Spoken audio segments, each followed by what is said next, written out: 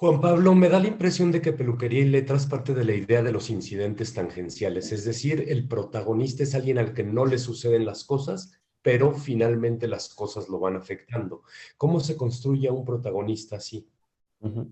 Pues mira, justamente la pregunta que intenta responder la novela, que es una pregunta muy metanarrativa, es esta: ¿cómo se construye un personaje y cómo se construye una novela, ¿no? Y lo hace no a partir de un ensayo, no a partir de una digresión, sino con una puesta en escena. Es decir, es ese mismo personaje el que sale de su casa primero para llevar a su niña a la escuela y luego para ir a hacer un trámite y después para, digamos, continuar ese periplo de pequeñas actividades que son como recados, ¿no? De un día cualquiera. Y en ese ir y divagar y va como al encuentro de la literatura, ¿no? Se podría decir. O sea, la idea es que intrínsecamente el personaje pareciera no tener nada que contar y por lo tanto sale a la calle para encontrar las cosas que tiene que contar, ¿no? Y es digamos, una manera de entender la literatura que desde hace unos años a mí es la que me interesa, que tiene que ver con tratar de desmitificar esa idea de que vida y literatura son cosas que están como separadas, ¿no? Y que incluso el escritor tiene que aislarse y rechazar y negarse a pertenecer al mundo para poder participar del hecho literario, ¿no? Ujú. Y bueno, desde mi punto de vista, sobre todo por el tipo de literatura que yo hago y que me gusta, eso me resulta no solo extraño, sino también improductivo, digamos. Yo no sé cómo escribiría si me aíslo. Es decir, si me voy a vivir ahí a una cabaña ahí en medio de una montaña, no tendría nada que escribir, ¿no? Y yo lo que pienso es que vida y literatura se retroalimentan, que son dos experiencias que no se pueden separar y que justamente lo que intenta Peluquería y Letras es, pues, una digresión sobre cómo la vida afecta a la literatura, pero también cómo la literatura afecta a la vida. Bueno, y la autoficción, ¿qué significa que Juan Pablo Villalobos se convierta en personaje? Y no solo eso, sino convertir en personaje a tu esposa, a tus hijos. Ah, ujú. Pues fíjate que tenía que ver pues con que en ese momento, y todavía de hecho, me interesaba contar historias desde un punto de vista muy parecido al mío, es decir, a mi lugar en el mundo.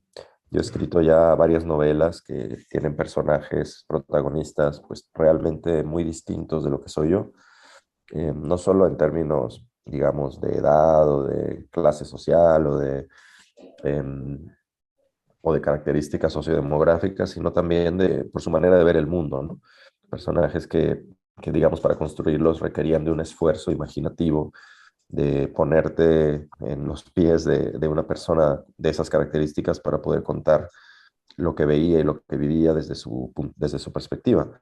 Y ahora de pronto quise hacer algo que no había hecho antes y era pues construir un personaje que no soy yo, por supuesto, por mucho que lleva mi nombre, digamos, hay este juego con lo autobiográfico y lo autoficcional, pero sí que mira las cosas y las juzga y las valora de una manera muy parecida a la que lo hago yo. Y en este sentido, de lo que hablaba antes, de salir a la calle, encontrar la literatura, se trata de hacer literatura con lo que está más cerca.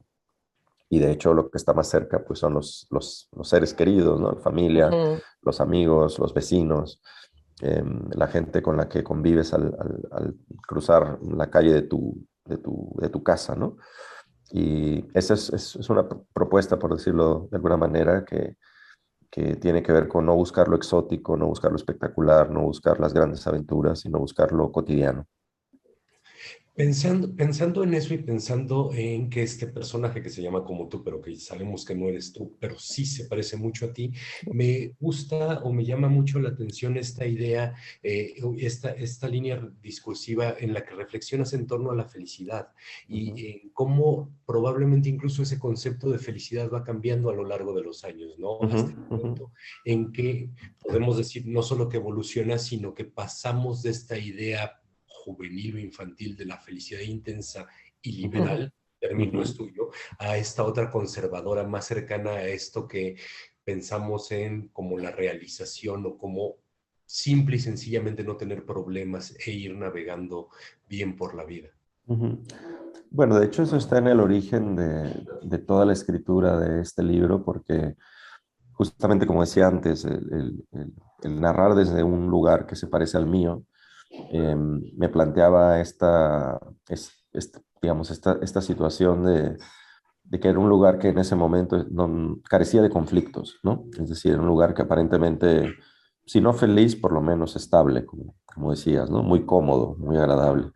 Entonces me pareció interesante preguntarse qué se puede contar desde ahí, porque los temas que surgen de esa estabilidad no suelen tener prestigio literario, es decir, ¿qué tiene prestigio literario? Pues el sufrimiento, el dolor, la violencia, em, todos esos temas, digamos, son los que se han explorado la mayoría de las veces en la literatura, y también yo lo he hecho, es decir, está en Ujú, otros de mis libros. Y de pronto era, bueno, ¿qué se puede hacer desde ese lugar donde aparentemente todo está bien, ¿no? ¿Qué se puede hacer una vez que se acabó el cuento infantil y todos fueron felices? ¿Qué contamos, no? Y esta es la respuesta a esa pregunta. Claro. Ahora, pensando ya en este ejercicio de escribir sobre la escritura, porque finalmente no solo cuentas estas anécdotas chiquitas, que además Ujú, todos sabemos que cuando nos pasa algo chiquito en un día normal nos pone de malas, tanto como si nos enfrentáramos con un dragón, ¿no? Entonces, ujú, ujú, eso sí nos sucede a todos. Me parece que hay al menos un par de interlocutores, hay más, pero un par de ujú, interlocutores que sirven mucho para desarrollar la idea de la propia escritura. Uno, ujú, evidentemente, es el ecuatoriano, este ujú, sujeto que se asemeja a un montón de gente que debes haber conocido mientras das talleres, mientras das pláticas, porque todos escribimos, ¿no? ujú. Escribir en este mundo es algo que hacemos absolutamente todos y todos lo hacemos mal, salvo unos cuantos, ¿no? Y Bueno, tampoco, ¿eh? esta idea central. Claro, lo que pasa es que la escritura es varias cosas al mismo Ujú, tiempo, no nada ujú, más se trata ujú. de codificación en sí mismo. Sí. Y el otro gran interlocutor es el adolescente, Ujú, ¿no? El adolescente que además a mí me da la impresión, y supongo que tiene que ver con la idea de ser padre, que le ujú, gana todas las discusiones al escritor. ujú, Todas, porque en realidad cada que el escritor le argumenta al adolescente le está dando la razón por el ujú, hecho de haberlo vuelto palabra escrita, ¿no? ujú, ¿Cómo eran estos diálogos que es casi, ujú, casi karamazoviano, ¿no? ujú, Poner a ujú, dialogar desde perspectivas tan opuestas sobre el mismo tema. ujú. Pues fíjate que obviamente el adolescente es un personaje basado en hechos reales, vamos a decirlo así, ¿no? Eh, y así como el Juan Pablo de la novela es muy parecido a mí, pues también el adolescente es muy parecido a mi hijo, en esa vehemencia que tienen a veces los adolescentes para defender sus ideas, ¿no? O que tenemos todos, ¿no? Como, muy tajantes y muy radicales y como con esa idea de la pureza, ¿no? Que a mí me parece muy bonita, ¿no? Luego uno negocia con la realidad, ¿no? Pero en principio uno siempre intenta ser muy auténtico, que es un valor que aprecian mucho los adolescentes, ¿no? Y que todavía pues no han luchado con el mundo, ¿no? Están empezando a tener sus primeros conflictos con el mundo y por lo tanto pueden tener esa manera de entender las cosas tan límpida, ¿no? Diría, tan blanco y negro, ¿no? Y claro, es para Juan Pablo en ese contexto, el choque de estos diálogos con el adolescente son como poner a prueba el paso del tiempo y mirar sin nostalgia, creo yo, que la vida sigue y que eso que él fue alguna vez, pues ahora lo es su hijo, ¿no? Y pasa una cosa parecida con el ecuatoriano, es decir, bueno, pasan dos cosas en realidad. Una, que hay pues una broma, un chiste que le juego al lector porque se crea una expectativa de que el ecuatoriano no se sabe bien qué está haciendo, no se sabe bien realmente si es que quiere escribir o si es que está escondiendo algo, o si es un tipo ahí que tiene un secreto supuestamente y tal, y al final, digo aquí a un poco spoiler, pero no importa, es decir, que el secreto no existe, ¿no? O no se va a revelar en el libro, pues. Pero sí también representa, así como decía ahora del hijo, representa un pasado, que es ese momento en el que yo quise ser escritor y lo quería hacer con esa vehemencia y con esa insistencia y con esa casi que inocencia de creer que con las ganas y con digamos, con comprobarle a los demás que tenía suficiente vocación y suficiente convencimiento de que lo serías, parecía que eso iba a ser suficiente, ¿no? Y es el personaje con el que tiene esos diálogos que son la reflexión más quizás sentimental de la novela respecto de lo que significa no ser escritor, sino lo que significa haber escrito, ¿no? Lo que significa haber publicado, lo que significa que todos esos sueños que en algún momento tuvo el protagonista, pues resulta que se cumplieron, ¿no? Y resulta que ahora tiene sus libros y tiene sus lectores y también se hacen en clave de broma, digo, porque nunca me ha interesado como asumir un lugar solemne de prestigio y decir esto que he logrado yo, sino siempre hay un juego con la decepción también, porque se supone que el primero cree que es un fan y luego resulta que no es un fan, ni siquiera lo ha leído, ¿no? Entonces hay siempre como esta cosa de jugar también con la, con la idea de prestigio del escritor, ¿no? Y jugar con la idea del escritor. Hablabas ya hace ratito sobre lo autorreferencial, sobre las nociones de escritura dentro de la novela, que además a los lectores nos encanta. Los libros que hablan sobre libros nos encantan, los libros que hablan sobre escritura nos encanta. Platícanos un poco más por qué también tenía que estar incorporado a la novela. Y pues digamos que toda la cuestión metanarrativa, que empecé hablando de ella al principio, ¿no? De cómo se escribe una novela y responder a esa pregunta no desde el ensayo, sino desde la puesta en escena de un día cualquiera de un escritor que está haciendo, escribiendo, ¿no? Está escribiendo y viviendo. Pues es algo que cada vez me interesa más. Yo creo que, bueno, desde Te vendo un perro ya había también una parte metanarrativa importante que tenía que ver con cómo ese personaje, Teo se llamaba, cómo él estaba supuestamente siendo acusado de escribir una novela, ¿no? Y él se pasa toda la novela diciendo que no estoy escribiendo una novela, que no estoy escribiendo una novela.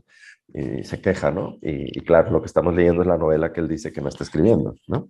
Entonces siempre ha habido ya esta parte, también no voy a pedir a nadie que me crea, pues hay 4 voces narrativas y una de ellas, que es también la de una autoficción, es la de Juan Pablo. Se supone que lo que leemos es la novela autobiográfica que está escribiendo sobre lo que le sucede cuando llega a vivir a Barcelona, ¿no? Entonces digamos, recursos estos de poner en abismo la propia escritura, o sea, estás leyendo que el escritor escribe y eso es lo que estás leyendo, ¿no?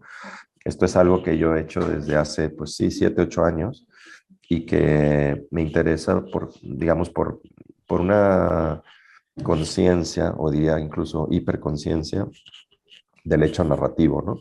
Y de que para mí, o por lo menos desde mi punto de vista, no se puede hacer hoy en día literatura ingenua, es decir, como empezar a escribir y decir, eras una vez en un lejano país, ¿no? O sea, yo creo que se puede decir, pero se puede decir, eras una vez en un lejano país, un escritor que está escribiendo esta historia, ¿no?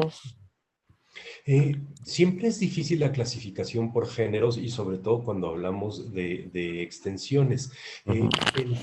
Concedamos un ratito que Peluquería y Letras es una novela breve, sea lo que eso signifique, es decir, no es un cuento y es una novela no breve, ¿no? Eso es complicadísimo de definir.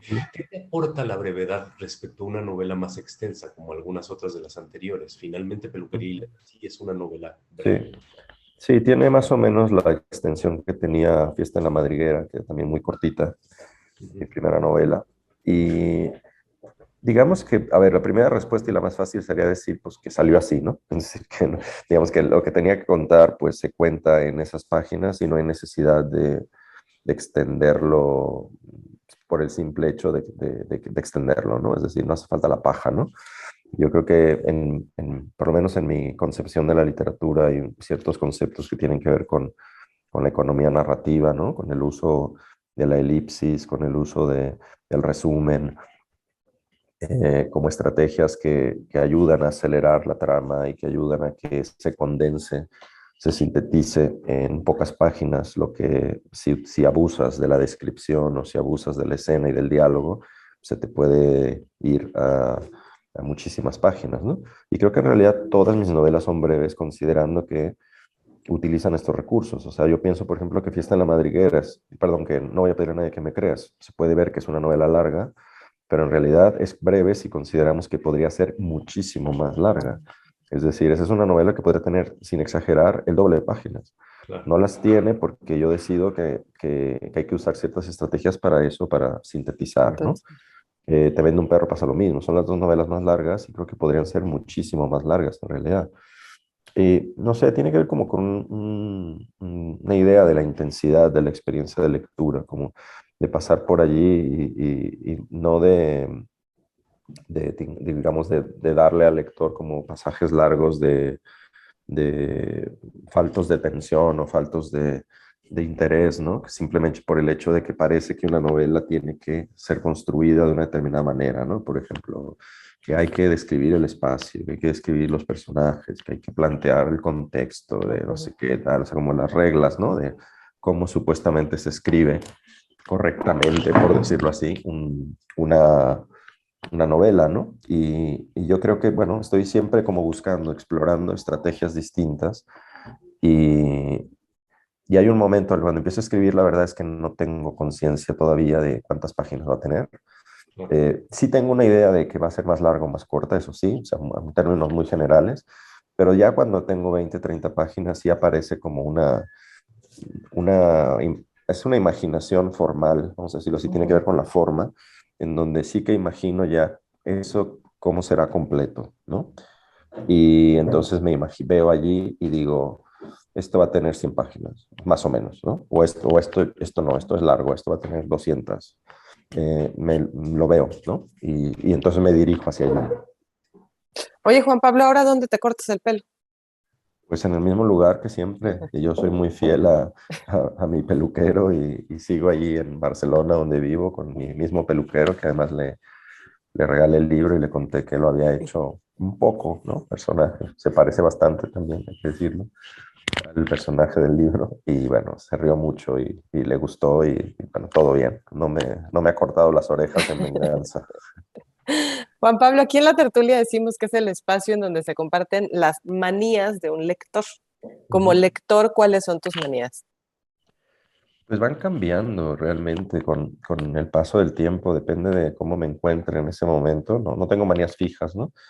Me Ujú. gusta leer antes de dormir, aunque sea un poquito, como que no siento que no, el día no se acabó, sino leo aunque sea una página, dos páginas, ¿no? A veces a veces por cómo se acomodó el día, pues ya es muy tarde y pareciera que no es el momento ya estoy cansado, ya me estoy quedando dormido, pero aún así, digo, leo aunque sea eso, dos paginitas de la novela que tengo allí, o últimamente estoy leyendo mucho cuento, entonces busco en el libro de cuentos que tengo allí el más cortito y aunque sea leo ese, o un poema también. Y esa es una manía que sí que tengo desde hace bastante tiempo, como una necesidad de decir, termina el día cuando termino de leer algo, aunque sea un breve fragmento de algo. Pues muchísimas gracias, Juan Pablo, por Peluquería y Letras. Qué bueno que te diste la vuelta por México y gracias por estar aquí en la tertulia. Muchas gracias a ustedes. Adiós. Bye.